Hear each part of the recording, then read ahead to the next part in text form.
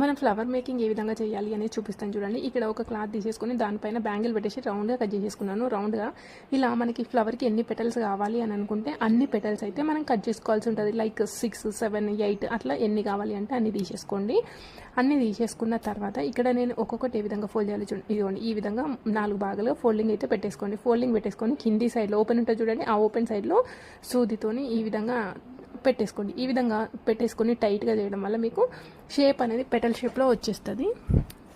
కొంచెం దగ్గరికి కాకుండా కొంచెం ఇక్కడ దారంకి వచ్చేసరికి కొంచెం ఇట్లా టైట్గా ప్రెస్ చేసినట్టుగా పట్టుకోండి. అప్పుడు మీకు టైట్గా వచ్చేస్తాయి. ఇక్కడ నేనైతే 8 పెటల్స్ తీసేసుకున్నాను.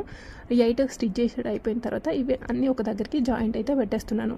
ఈ విధంగా జాయింట్ పెట్టేసుకొని కరెక్ట్గా మధ్యలోకి ఫోల్డ్ చేసేసుకొని పైన ఒక షో బటన్ అయితే మంచిది పెట్టేసుకొని చాలా నీట్ ఫినిషింగ్ ఉంటుంది. ఇక్కడ నార్మల్గా నా దగ్గర అయితే లేదు, నేను నార్మల్గా ఒకటి చూపిస్తున్నాను అదే విధంగా అనేసి.